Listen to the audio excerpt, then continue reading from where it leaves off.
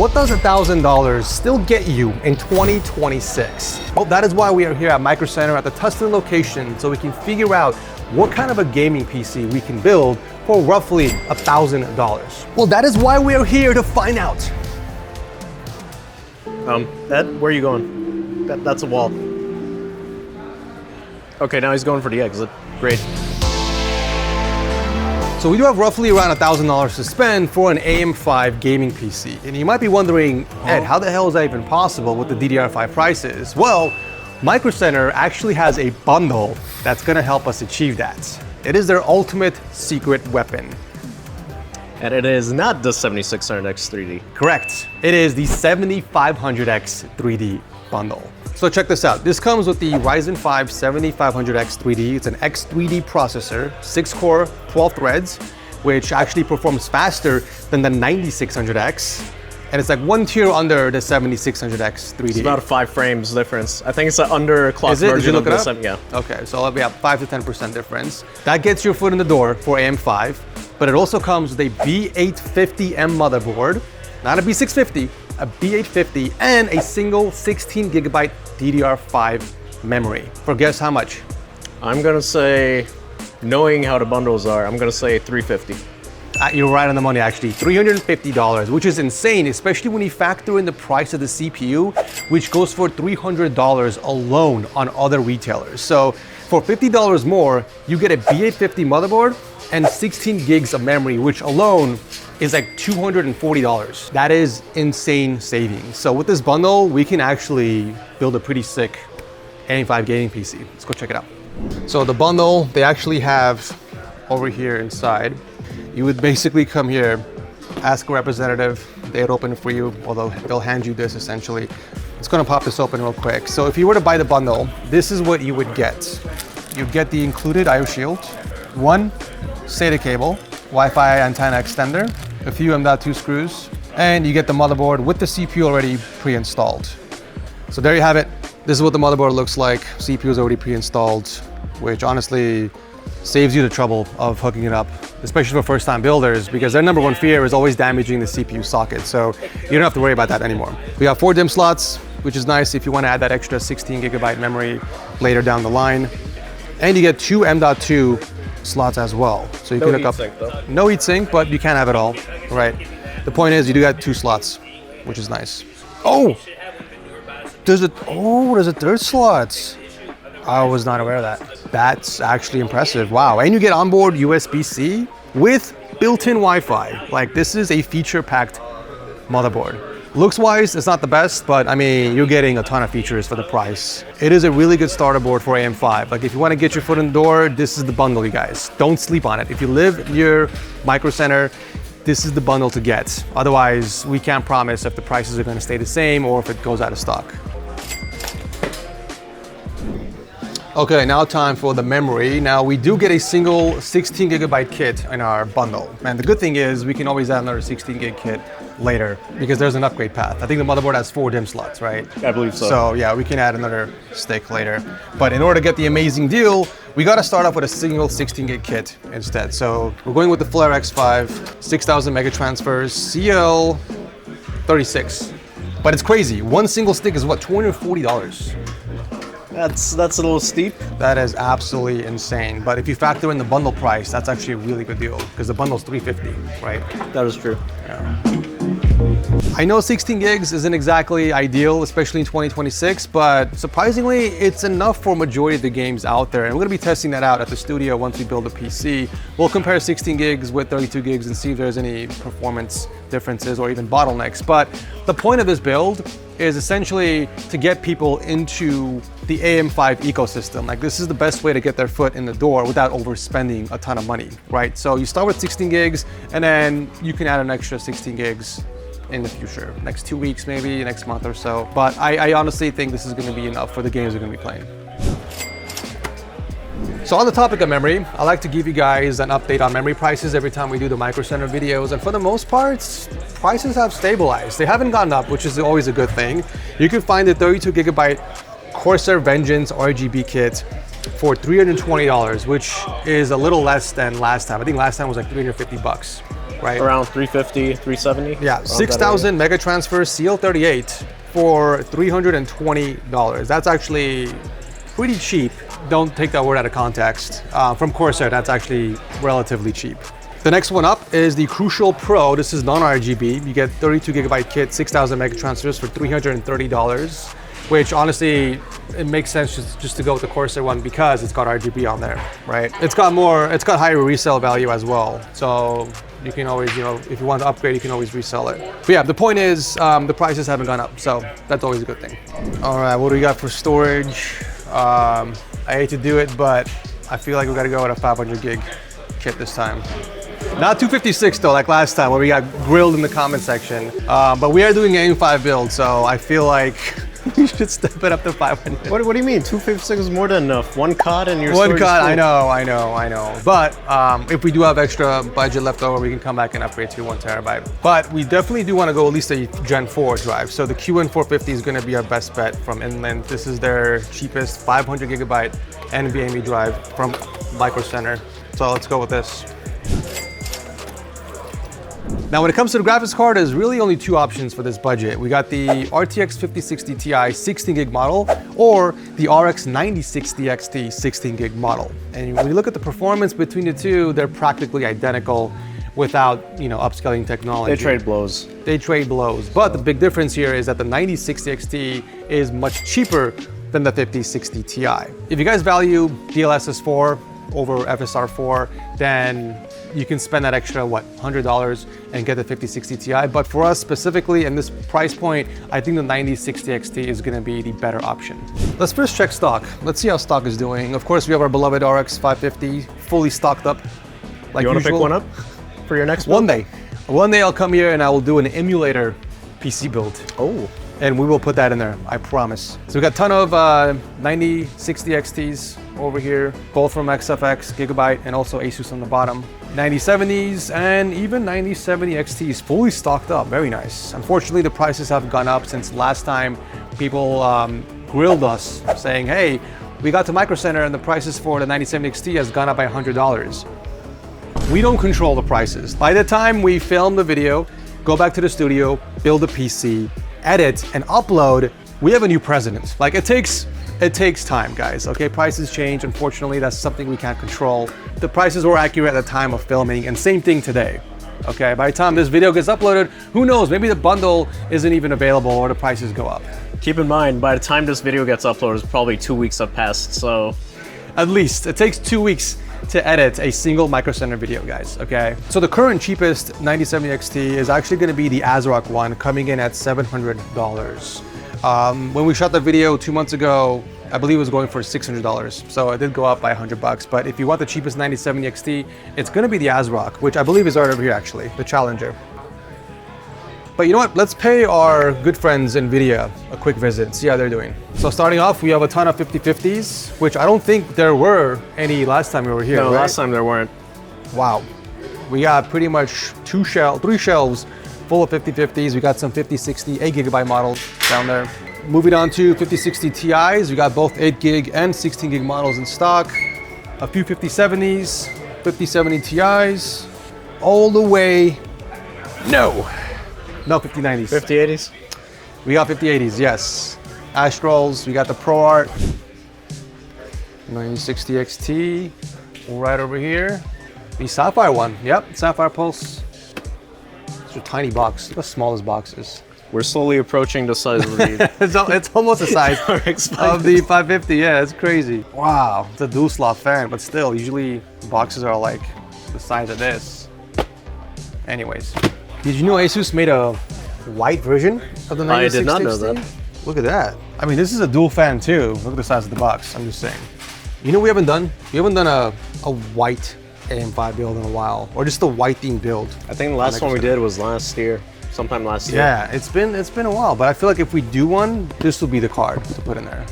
Assuming the prices stay the same. Yeah, this is obviously gonna be a little bit more than the Sapphire because it's an Asus card. Oh, there goes my mic. Technical difficulties. But yeah, as I was saying, if we're gonna go with a white build, this will probably be the card Oh yeah, to go with. sure. That's really cool. Micro ATX with that? Maybe even mini. Mini? Oh yeah, Maybe that is even true. mini. Okay, so the CPU doesn't come with a cooler, so obviously we have to add one, but it doesn't require a lot of cooling, right? It's a very low TDP CPU, so even like a 120mm air cooler would suffice. So let's see what kind of options we have. Normally our go-to is the Hyper 212 in white for 35 bucks, but let's change things up. That's always been our go-to, so. Let's just change things up a little bit, all right, man? Because I'm feeling really good, okay? Realistically though, you don't need anything fancy because that thing's only 65 watts TDP, so. It's 65 watts? 65 watts. Wow, okay. You know what, I say no cooler. Let's just have an air cooler. Let's see what else we got. We have a classic AXP120 low profile cooler. No, I'm not digging it. How much is this thing actually? $57 for a low profile cooler? I'd rather get the 212 than this. Oh my Lord. What else we got? What else we got? That's not a bad choice. We can. That's not a bad choice. Yeah, we can probably go with something. But honestly, I feel like this is a bit overkill. Dark Rock Slim, $60 for Be Quiet. King Cool Iron Wind. I have not heard of that one. Have you heard of King Cool? I've heard of King Cool, but not that. Have you heard of its brother, Queen Cool? Wait, no. Wait, come back. Have you heard of its brother, King Warm? Come on, that was better. Have you heard of its cousin, Queen Warm? Yeah, that was good. You stayed. But no, all jokes aside, what are we looking at price-wise? Because whoever is the product manager of this company needs to get replaced. Not even that. There's no color. Any of these boxes that are literally just brown boxes, I just don't even want to look at. I get they want to cut costs, right? Like this is recyclable too and stuff, but like, look at the competition. Hey, on the bright side though, let's be honest. It's better than the motherboards that we saw last time that were just blank boxes with nothing on them. True, true. At least there's something, right? Yeah. At least there's something on here. But let's look at the price on this because I don't see the price anywhere. Oh wait, $60. Although for a dual heatsink, that's not bad. 60 That's bucks. actually a pretty good price, $60, yeah. I don't even know what color this is. All I see is ARGB. There's nothing. Oh, it's marked at the back here. Oh, okay, so in white. $30. 30 bucks? $30.71. There's no way. That is a deal of a lifetime. It's on sale. right there. It's on sale. Look, original price $60. Yep, that's it. We're going with this one, hands down. Okay, for the power supply, realistically, we only really need 650 watts for the entire system, but you know, you guys know my stance on power supplies. I like to always future-proof, so 850 watt is always like the safe bet. And it just makes sense to go with the power spec because it's currently the best priced at Micro Center. I mean, you can get an 850 watt semi-modular power supply for 60 bucks. I think this is on sale currently. It used to go for like $95 and it's going for, I believe, around $60, which 60, 70 bucks. Which is an insane deal. Semi-modular, 80 plus, brown certified, and you get a 450 watt Gen 5 cable. Which is plenty, considering, you know, you go all the way up to a 5080. Which supports up to a 5080 graphics card. So, you know, like why go with a 650 watt or a 750 watt for a higher price when you can go with this for like 60 bucks. So, let's go with it. Do you want to participate for the super quiz? If I don't have to pay if I lose. Of course not. No, you don't. Okay, yeah. All right, so yeah, welcome. What was your name again? Bob, welcome. Our very first contestant for Super Quiz came all the way from Michigan. Setup Makeover, the most recent one. What was the contestant's name? What did she go by? That I gave her a completely new setup. She go by? Yes. Oh, Kitten, of course. Huh? Bruh. It was Pinkalali. Oh. Okay. Yeah, but I'll tell you what. If you still need if you don't have a mouse pad, I'll send you one for free for participating. All right. Yeah. Thank you so much, Bob. Appreciate it. Okay. All right. Okay, case-wise, what are we thinking? Aria, I'll let you decide on this one. Considering we went with a micro ATX board, a micro ATX case. Not to mention we have a dual fan GPU, so. True, we can go with a small form factor. Let's go to the options and then we'll see. NZXT H3 Flow, 50 bucks. But here's the kicker, only one fan. Yep, unfortunately, one. Assuming exhaust? Exhaust, yeah. Yeah, if this came with 3 fans, done deal. Consider it done. Inland X1, mid tower. I feel like we use that way too much. It's also mid tower. It's gonna look very naked on the bottom with the motherboard hanging. I like to fill in my slots, if you know what I mean. We got the this is a new one, the Gamdias Apollo E2, $60. It comes with 2 massive 200mm fans. I believe. I think we just saw that one back there. That's actually not bad contender, $60. We'll come back to that one. It's a black case though. We got the Montech XR, tempered glass, $70. 3 pre-installed 120mm fans. Okay. Although I don't like the bottom mesh. You can kind of see through the power supply. And you can see all the yucky cables. Ideally, I like the cases that have the bottom just covered up completely, you know. Yeah. Bottom piece. Here's a nice case. MSI Mag Forge 321R Airflow, 4 pre-installed fans. Oh, it's an ATX. Here's my thing with ATX. If you're putting in a micro ATX motherboard, people like to go full ATX just for the future proofing, right? Let's say if you want to upgrade and go with a full ATX motherboard, your case is going to support it. But for me, I mean, you can still do a lot with micro ATX motherboards. There's a lot of micro ATX motherboards that have the same features as a full ATX motherboard. So you're not giving up much, right? I mean, you got the extra PCI lanes, but I don't know a single soul on this planet that uses a second PCI slot. In most cases, on the M8X boards compared to ATX boards, you're really just giving up one SSD slot, and you know that's basically not even. The board we're going with has 3 M.2 slots. So yeah, I don't like the argument of future proofing when you're going with a full ATX case, because a lot of things you can do on a micro ATX form factor, believe it or not. Long story short, you're not giving up any performance when it comes to that. Or features. Here it is, the Montech X5M case you're talking about. $70. It comes with 4 pre-installed 120mm fans. Okay. That's the one you're talking about, right? That's the one. This one's a micro ATX in mid-tower. I think this will fit our build.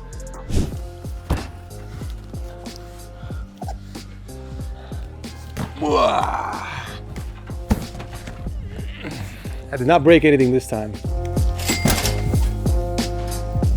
Hey, what's up? What's up, man? I want your baby. Oh, you did the tape. Thanks, man. Appreciate it. You gonna set them up with a pre-built? Yeah, I think.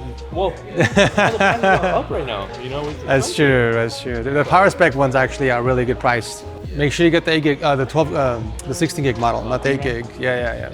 Awesome. Well, good luck, guys. Appreciate it. Can you imagine playing the finals on this thing?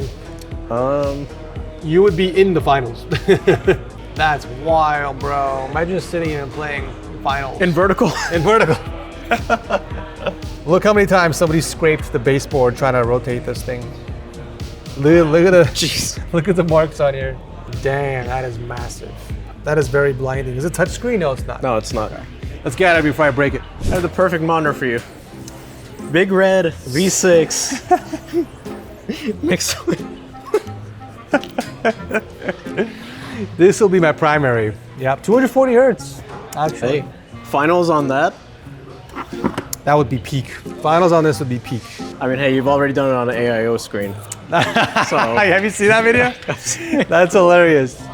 60 hertz on that thing. It was something.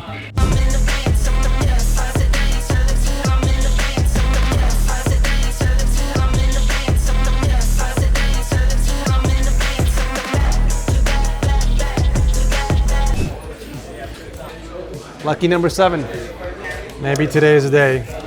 Place your bets. Remember, loser buys in and out. I think we're tied right now. we're tied. I think we're tied. Wait, who won last time? You I did. don't remember. I think I won last So time. you go first. I'm gonna say 1,050. I'm gonna say 1,020. Only because the GPU was a lot less than $450 than I initially thought. That is true. So I think the GPU might be the saving grace. Dude, this is why I love Micro Center so much. Like, you can't find a bundle like this anywhere else.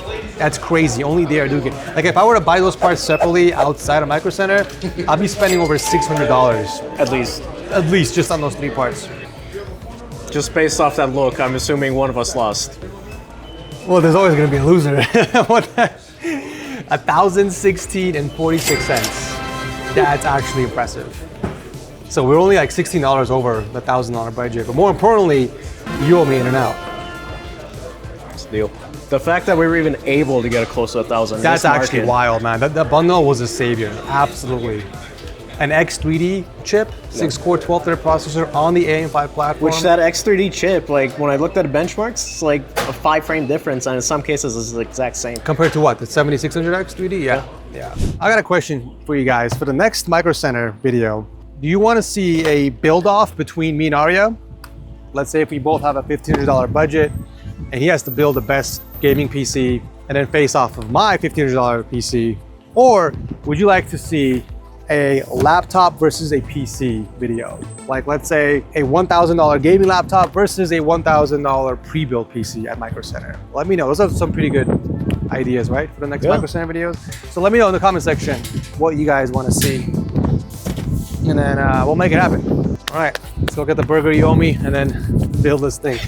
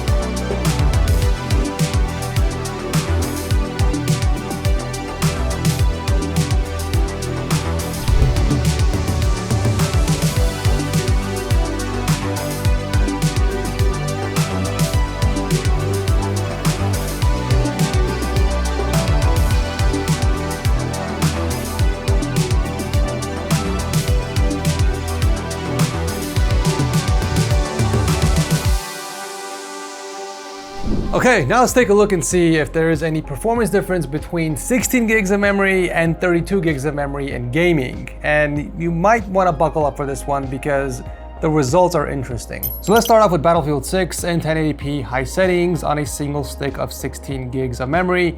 We were averaging around 261 FPS with about 13.8 gigs of RAM usage.